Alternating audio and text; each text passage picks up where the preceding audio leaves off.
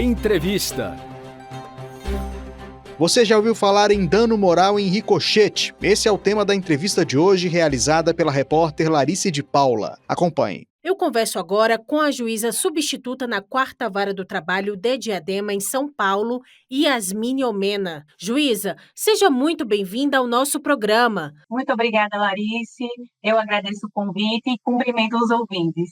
Juíza, vamos começar com a seguinte pergunta. O que a legislação trabalhista estabelece sobre dano moral em ricochete? Então, pensando na esfera trabalhista, o dano moral em ricochete, que também é conhecido como dano indireto ou dano reflexo, é aquele sofrido por uma pessoa que mantém um vínculo emocional com o trabalhador que acaba por sofrer um acidente de trabalho, levando à morte ou a um dano grave. Esse dano é independente do dano da vítima. O titular do dano é justamente a pessoa que mantém esse vínculo emocional com o trabalhador e acaba por suportar o sofrimento da perda de um ente querido. Nesse caso, o responsável pelo pagamento da indenização é o empregador, caso a sua culpa seja constatada, porque é dele a obrigação de manter o meio ambiente de trabalho seguro.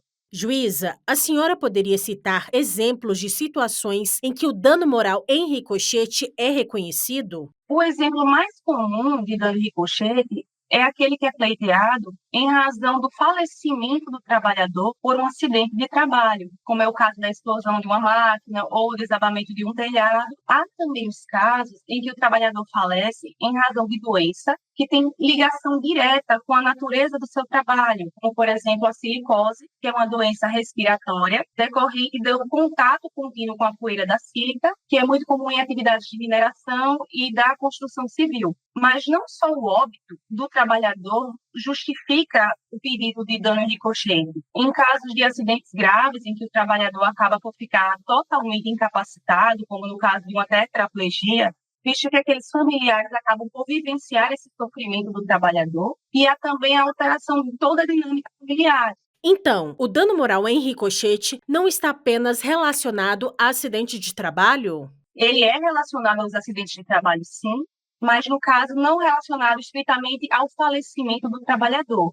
Caso o trabalhador ele fique incapacitado, como no caso de um trabalhador que passa a ficar tetraplégico, também é possível o pedido do dano em ricochete. Ele é relacionado aos acidentes de trabalho que venham a causar o óbito ou um dano grave ao trabalhador, levando à sua incapacidade total e permanente. Quem pode ser legitimado a solicitar indenização por dano moral em ricochete? Há algum tipo de pré-requisito ou limitação?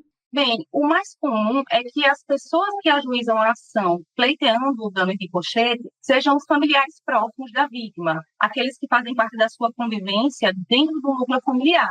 Aí estão os pais, os irmãos, filhos ou cônjuges.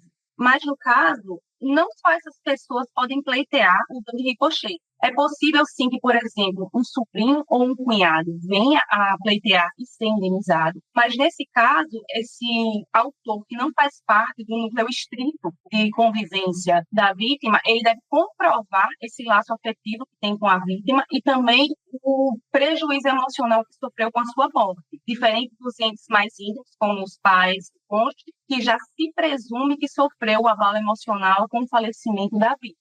A senhora falou sobre comprovação. Como seria essa comprovação? Comprovação de um vínculo emocional acaba por ser uma prova complexa, porque é difícil se avaliar sentimentos, mas essa prova pode ser, por exemplo, produzida com a oitiva de testemunhas que comprovem que aquela parte convivia muito com a vítima, que tinha um relacionamento íntimo de muito tempo e que, por isso, essa vítima sofreu um impacto emocional maior que outras pessoas que conheciam aquela vítima. Há uma limitação, porque a gente sabe que quando um trabalhador morre, uma pessoa morre, não só os seus entes próximos sofrem a perda, mas também várias pessoas de sua convivência. Mas deve haver uma limitação para se manter a razoabilidade do instituto, senão dezenas de pessoas acabariam por ajuizar a ação por uma mesma morte, um mesmo falecimento.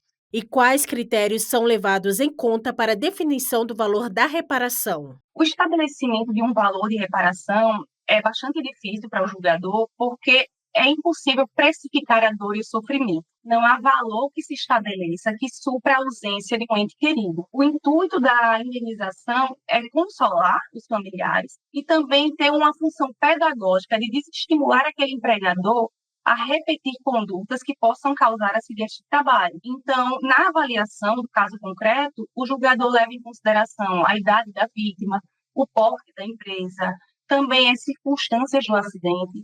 Então, cada caso, não é um tabelamento que se estabelece um valor mínimo ou máximo de indenização. O que, por vezes, pode acontecer é que, se ficar comprovado que a vítima concorreu de alguma forma para o acidente, pode haver uma atenuação do valor dessa indenização, uma redução desse valor. Há algo que queira acrescentar sobre o assunto? Para finalizar, eu acho importante comentar que o dano moral e ricochete não é o único tipo de indenização. O próprio Código Civil prevê também a reparação material dos danos materiais, como, por exemplo, o ressarcimento das despesas com o tratamento médico da vítima, com o funeral, e até mesmo o fornecimento de alimentos na forma de uma pensão mensal, visto que o falecimento daquela vítima acaba por impactar toda a renda da família. Mas, nesse caso, não é preciso apenas a comprovação do vínculo emocional. É preciso também que aqueles autores familiares comprovem a dependência financeira que possuíam junto àquela vítima.